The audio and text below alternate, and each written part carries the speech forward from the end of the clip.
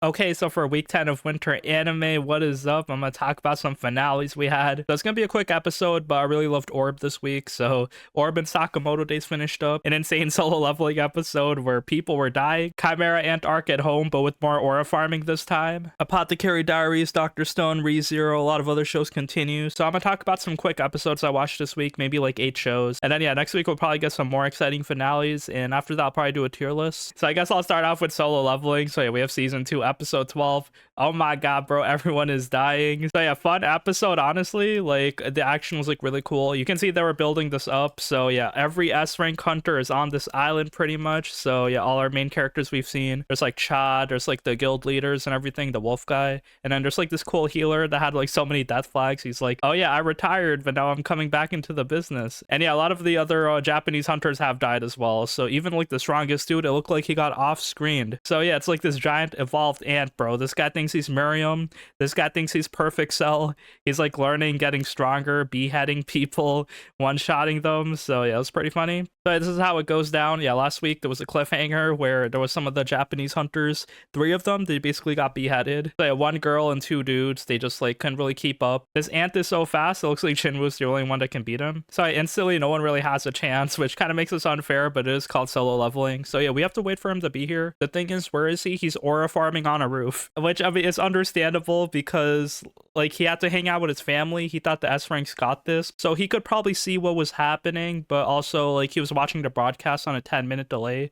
So maybe that explains why he's so late. But yeah, this ant is like kind of quickly beheading a lot of the Japanese S rank hunters as they're investigating why the communications are down. So yeah, I think only 3 of them are like left alive, and then this ant is going all around on the forest area. But basically a lot of cool action scenes come in inside of the queen's chamber. It's like a lot of like S rank ants that are pretty much like fodder. Their purpose here is to like kind of show off everyone's skill. So like we see the fire guy just like bursting them with fire. There's like the giant tank guy drawing aggro. There's the wolf dude who's like brawling in their face, and then there's Cha who's just like using her sword kind of like a knight, just like finishing off everyone else. So yeah, that's cool. And then we see like the healer also in the background. So yeah, he's pretty confident. So this team's like really strong. So yeah, I mean, this queen is like pretty much no problem for them. They kind of use all their abilities, draw aggro, and then we see Cha kind of behead the ant. So yeah, we defeated the ant queen. But then when she dies, she makes like this death rattling scream that summons all the ants back to the base. So now like the Korean hunters, they have to leave or else like they'd get overwhelmed. But yeah, before they have a chance to leave, we see Miriam come in. So it's like the strongest newborn ant that was like beheading everyone before. So it looks like he basically dominated all of these S rank hunters. But then we see the healer dude. So he's able to heal them from the brink of death, even when their limbs and arms are getting cut off. So this is why they didn't get one shot like the Japanese hunters. The problem is the ant guy, he's smart, he's learning. So he knows like the healer is out here, so he has to target him. The thing is the healer has a stealth ability to make him invisible. So the ant guy basically just like tracks him down, backstabs him. And our cool healer that we met for a few episodes, he's dead now. But it looks like all the other Korean hunters survive. Like, they have some plot armor because this giant S-rank ant thinks they're too weak. And he's like, okay, take me to your king. So he realizes that the strongest person on the island is the leader of the Japanese guild. He's the guy that Jinwoo fought last week. So he kind of goes to track him down and he kind of kills him. All the other hunters in the ant room are basically like exhausted. The healer died and they're getting overwhelmed by ants. So that's when Jinwoo shows up because he planted shadows into them. So they're able to like provide support. And then Jinwoo was like, oh shit, it's my time to shine. So he comes in a cliffhanger there as the episode ends. But yeah, bro was basically aura farming. We see all these ants are kind of like fodder, but yeah, this big giga ant is the main problem here. So only Jinwoo can really beat him, I'm pretty sure. And I mean, it was kind of sad to see like most of the Japanese hunters like go down. I also appreciate that even though like the action is like very predictable, the story setups are like kind of good, where like we see some politics in the background where the Japanese government was basically telling the guild leader, yo, you can leave. Like, I know there's like this big threat here that's like killing everybody. You guys should leave. And then the fact that like all these Korean hunters are gonna die to the big ant makes it so we have like superior military powers. So there was like some backstabbing strategy going on there. But yeah, once the black ant kind of like caught onto their trail, they can't really leave anymore. So now it's like the opposite thing is happening. All the Korean hunters are alive, but most of the Japanese hunters are dead. We're gonna have 13 episodes, so next week won't be the finale, but yeah, we'll pretty much see Jinwoo kind of like face off against this ant next week, maybe 1v1 solo him. He has his whole army, he can do anything. So yeah, I guess the only problem is like this ant can like kind of learn and get stronger, so you gotta like defeat him quickly. But anyway, the Chimera Ant arc continues, but instead of like some philosophical questions on what it is to be a human, we instead get a lot of aura farming and people dying. Also after that, we have Orb on the Movements of Earth, episode 25. This is the finale, goddamn. I was waiting for this anime to finish up because it is amazing every week. So yeah, new characters each time. This one we see Albert get more of his backstory. I thought like something bad would happen in this timeline, like maybe in this like kind of party where they're like talking to all these scholars, they'd maybe get arrested for studying and spreading knowledge, and then he'd have to like kind of live life as a refugee. But no, something even worse happens. Rafal kills his dad. So yeah, it looks like this guy isn't Rafal. He's kind of like a placeholder character, but it's kind of like he could be Rafal if he grew up like that. Because yeah, we saw Rafal was like a bit of a sociopath, but he was just like really interested in knowledge, and then he would lie and sacrifice people to like accomplish his dreams. So this is what happened. They were like all in the party together, and then Rafal kind of slipped out early, and then that's when Albert was like, wait, I need to kind of finish my like stargazing project this week or else I'll be behind. So he also leaves the party early, and then he visits his house where he sees Rafal murders his dad, and then Rafal is like, oh shit, my bad. Let me give you my villain monologue now. So yeah, a lot of like talking here, very good dialogue, where you see kind of like two different sides of like knowledge. So Rafal's dad was also like part of like the heliocentrism theory, but then he thought it was like a bit dangerous, so he doesn't really want to put his son's life in danger. And Rafal wanted to kind of collaborate with him and then like share information. And the dad is like, nah, I'm good. It might be easily disproven anyway, so it's like too much work. And Rafal was like mad because like that's like a lot of knowledge that's gonna be wasted. So yeah, Rafal killed the dad for the pursuit of knowledge because he doesn't want the knowledge to be like kind of buried underground. But the problem is like his ass got arrested now, so it was all for nothing. So yeah, it shows like two extremes where Albert's dad, he's kind of like doubting everything, he doesn't even want to trust anybody, and Rafal himself is like pretty simple. He's like, he would do anything for the pursuit of knowledge, even kill people, sacrifice people. But that's where things go. Albert explains his backstory to the priest in the confessional booth, and that priest kind of tells us the same thing, how like there's two extreme sides, but for the pursuit of knowledge, pursuit of life, like you kind of need a perfect balance of them. And Albert himself is kind of shutting himself off from like both sides. So he's not really living life as a human anymore. So yeah, in order to get more purpose, Albert like realizes he should like find a perfect balance of these things, try to like, you know, pursue knowledge but not be afraid of it, and also like not kind of be obsessed with it. So that's kind of cool. We also see like, yeah, this dude in the confessional, he was one of the inquisitors that like his partner died for saving Yolenta. So yeah, that's interesting. So yeah, it's kind of like the plot threads are all converging. I really didn't know where this was gonna go, but yeah, definitely cool dialogue. I definitely missed something, so I have to like rewatch it a few times. And then that's when like the epilogue happens, and then like everything really like kind of puts itself together. So we see Draka's letter. It kind of came in to like a random person, like the Potocki address, but they don't live here anymore. And then Albert kind of like just like coincidentally walks by while they get the letter, and he overhears like the name of the book, which is like On the Movements of Earth, and he's like, oh shit, movements of Earth? That's like a cool theory. And after that, like we saw like as he's like kind of teaching his classes and stuff, one of his students was Copernicus, who was also like the OG famous dude that actually kind of like got credited with the theory. So we kind of like forget about all the other people that sacrificed their lives, got tortured and everything, but they do still exist. It was all kind of worth it. And you know, it's nice. It's like not really a big deal. Like it took a lot of time to like accomplish it, but you know, it's cool to like see science prevail. It's cool to see like, you know, the truth come across. And also the anime kind of makes you question, wait, what I know actually really true? Because, you know, science never really stops evolving. There's always different ways to look at something. So definitely a very interesting, thought-provoking anime. The scenery and backgrounds are very dark, as like during the nighttime looking at stars. And the historical setting with all these like different characters is also very cool. So yeah, again, I think everyone loved this anime. I really loved it. It's very impressive because like the author was 24 years old when he wrote the story. So yeah, I'm glad we had like kind of like this conclusion to it finally. It wasn't really open-ended. It finished the whole story. And even though the last character, Albert, it was a bit abrupt, like literally 2 episodes and that's it.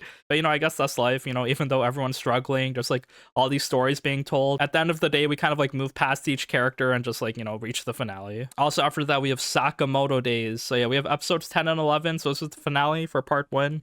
I think we're gonna have a part 2 like coming up soon, so maybe in the fall. I gotta check. But yeah, basically the past 2 episodes we see the Lu arc, where Lu kind of gets harassed by Wu-Tang because he's part of her same family, and he wants her back to be the head of the organization. The problem is, you know, she's retired. She's working with Sakamoto, so he challenges her, Sakamoto, and Shin to like a gambling casino. The person with the most trips wins. So it's like a lot of like goofy entertaining moments here. Like we see Shin, he can cheat because he can mind read, but at the same time him and Sakamoto don't really know the rules, so just like brute forcing everything. Shin getting lucky in poker, also Sakamoto just like throwing chips around, kind of manipulating the roulette tables and stuff. So, yeah, they're all like kind of profiting really well, making so much money. Wu-Tang is also like, he's a strategist, so we also see his backstory where like everyone in the gang was bullying him for like being like a smart guy. They're like, oh, you're such a nerd, you don't know how to fight, and then Luke kind of protects him, and then she gives him like this motivational speech on how everyone has a different skill and ability. So yeah, he wants to protect Lu, he wants to save her. But, you know, Sakamoto's influence is too powerful. He can't beat him. So they have like a final showdown where they do 3v3 old maid. So whoever has the Joker last loses. We see Luz like crying all the time. So she don't got a poker face. And it pretty much like ends up with Sakamoto versus Wu-Tang 1v1. And Sakamoto, you know, using his powers, he's able to grip the cards really hard. So when Wu-Tang is about to pick the right card, Sakamoto like flips it up really quickly, and then Sakamoto wins. But in Sakamoto, Liu and Wu-Tang like team up to like kind of knock everyone out. So yeah, you know, problem solved. I definitely saw Sakamoto breaking people's necks. So hopefully like he isn't breaking the family rule. Also, after that, you know, after things kind of like sum up pretty well, we see that Wu-Tang kind of gives us some information after losing the bet, where he kind of tells us about Slur, so like the new scary villain that they were setting up. So as Slur, he had like the X on his face. He's basically like killing everybody. He called to hit on Sakamoto and all the other top Japanese assassins in the order. So it looks like he's some type of endgame villain, nothing to fuck around with. And then we also see the Deer Mask guy who's like kind of recruiting 4 Southeast Asian criminals. So yeah, we get like some crazy ass anime assassin designs. It looks like they're really strong, but I assume Sakamoto just like no diffs everybody so easily. So yeah, we'll see where that goes. But yeah, pretty much, yeah, that's it for Sakamoto. I mean, if I'd have to like kind of rate up this anime, it is good. Like, it's definitely a good show. I had fun.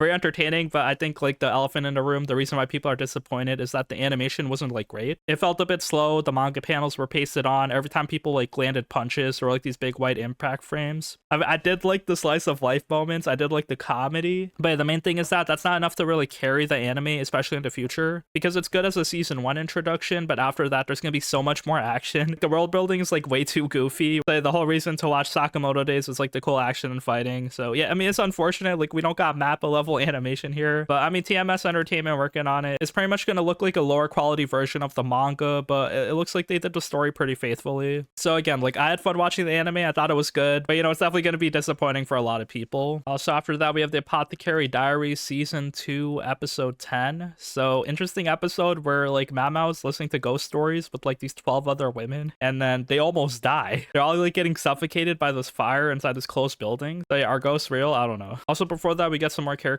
here. So inside of Gyokyo's palace, they're assigning more ladies in waiting. So it's like these like 3 sisters. Their names are Haku, Koku, and Seku.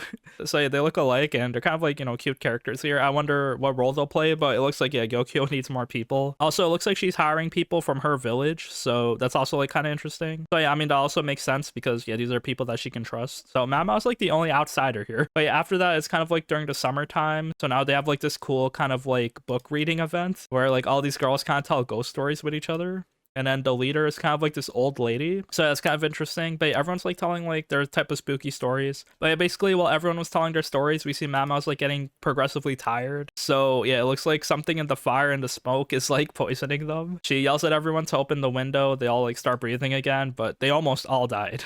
And it looks like the leader of the ghost storytelling, she disappeared. So is she a ghost? I don't know. I don't think so, because even though it's anime might have supernatural elements, Mama kind of like gets to the bottom of it and covers it, and there's like a logical solution. So maybe we'll get more explanations there, but yeah, pretty much a standalone episode with this kind of like ghost story plot line. We see Yingfa is like a bit scared now, so she and Mama like sleeps in the same bed. So yeah, that was cute. And yeah, we end the episode there. Also, after that, we have ReZero season 3 episode 14. So yeah, fun episode. It's another cool fight with Reinhardt's whole family. This whole episode was pretty much focused on Teresa. She's like revived from Lust, and that was a bit sad. Also, like, I was looking forward to other fights as well, but I guess both of Lust clones deserve like a whole episode fight for themselves. She's like the resurrected sword saint, so yeah, she's really powerful. Wilhelm is trying to like keep up with her, but yeah, he's a bit old, so he does get overwhelmed by like prime Teresa. Also, we see like his son is there, Reinhardt's dad, so he shows up. He's like washed up, drunk. He doesn't know what to do. Teresa's about to kill him, so yeah, that's when Reinhardt shows up to like kind of save his dad. And then his dad is like yelling at Reinhardt, "No, don't kill her. That's my mommy." So yeah, he's a bit annoying. But after like all of that happens, we also get Teresa's whole backstory. Nothing really new that we didn't know, but yeah, you know, just like a cute backstory. But yeah, Teresa, she got the sword saint power one day. Even though her brother was like the warrior, she wasn't really a fighter. But yeah, once you have the sword saint power, you have to like kind of, you know, take the sword up. So she tries doing that, but in her first mission, like she couldn't, she just freezes. So everyone else in her family like tries to like kind of fight back against the monsters, and then they all died. So yeah, literally like most of her family died, her brothers and her cousins. So yeah, she realizes that she has to like use the sword to fight people. But then she also sees Wilhelm one day, so yeah, he says, I'll protect you. I'll make it so you don't have to use the sword. So they kind of like establish a relationship instantly. And that was like really cute. They kind of grow up, have a family, they fight things. But then the final mission where Teresa died to fight the White Whale, it kind of didn't really make much sense. Because I thought Wilhelm was the one protecting her, but then like she kind of decided to be there in the last mission for the White Whale. And they all like kind of got wiped instantly. They didn't have a chance. So yeah, it looks like that little white girl we saw in season 2 that like fucked up Familia's village. So yeah, she also like got Teresa killed as well. It looked like her power, she can like reflect damage on other people. So yeah, that was interesting. But yeah, we see her again, so we barely know anything about her. But I guess this backstory was like necessary, so we see that she's like involved in like a lot of like things related to like these fights and magic beasts. But pretty much, Reinhardt beats Teresa. He says yeah, she's like a puppet, she's not a real person, she died, so yeah, it's no problem. And he uses his first strike ability. And yeah, I really like the episode because it was like his whole family involved here. And yeah, Reinhardt still has the daddy issues. His dad is like so annoying, so I really hate that about him. But I mean, that's like his whole purpose. It's like a drunk, washed up swordsman. But anyway, like ReZero kind of continues. We have 2 more episodes, so gotta defeat Lust. I guess we'll do that. And yeah, maybe we'll get some more cool animation and story moments the next few weeks. Also, we have Dr. Stone Science Future episode 10. So yeah, science continues. A lot of insane stuff happening. The Senku, he's on the hospital bed, so it's up to Chrome to kind of lead the science team. They're kind of building like this underground drill to kind of sneak up into Dr. Zeno's factory. He also answers some questions that I had where like, won't a drill be really loud? But then the factory that Dr. Zeno has is even louder, so that kind of like masks their noise. So they're kind of like planning things out. They have like Luna's 2 sidekicks to also like give them information, like draw a map of the base. But basically everyone else is contributing. Taiju's there yelling. But I mean, it's probably gonna take a lot of effort. Also, there's probably gonna be some safety issues because what if the ground collapses? So yeah, I guess we'll get there because yeah, they do skip a lot of stuff. So Senku gets healed by Luna. I guess they're going out now. And also after that, we kind of get a time skip where Dr. Zeno, he finishes his like kind of super underground machine. We don't know what it is. But also, Senku and Ryusui, they pull up the aircraft carrier. They're able to fly the plane. It's a dogfight here between him and Stanley. So I wonder where things are going to go, but it looks like the war is starting right now. And all the characters kind of built like their super secret next level endgame science machines. So yeah, a lot of like liberties being taken. A lot of stuff is happening very quickly, but you have to admit that the science is very hype. Also, after that, we have Flower and Asura episode 10. I'll talk about this very quickly because, I love this anime, but there's not really much to talk about. Like just like girls hanging out in a broadcasting club. They kind of have like the study camp where they're all like kind of hanging out and talking with like different schools. Now we see Hana, she's like kind of learning from someone else, and that person kind of calls her speaking childish because like she's kind of spent her whole life reciting to like little kids. She's not as polished as other people. She tries to like improve herself, keep going again and again, but she gets stressed, and then it takes like a lot of effort. Also after that, she has like some issues about competition where you have to like compete against your own peers to kind of like make it to the next level. So yeah, that's the problem because she wants to like hang out with Mizuki and she wants her and Mizuki to both be successful. But if she makes nationals, that means that's one less spot for someone else. So Hana discovers how cutthroat competition can be. We haven't really gotten there yet, but there's still like a lot of like cool bonding, cute moments during the broadcasting club. I wonder if like this buildup will be worth it. We'll actually see like what happens in the competition. I'm not sure because this anime is gonna have 12 episodes. Hey, not enough time to really have like a whole competition arc, but maybe if there's a season 2, if the story gets more traction, then I can't wait for it. And yeah, that's it for the shows this week. Thank you for watching. Another quick week, but yeah, a lot more shows are like kind of wrapping up. A lot of like isekais and romance shows out here. Shangri-La Frontier is kind of like switching arcs over here. So yeah, we stopped playing the game. Now we're kind of meeting up in real life and then like actually go into like game competition. So yeah, that's kind of fun. But thanks for watching. I'll see you next week. Peace.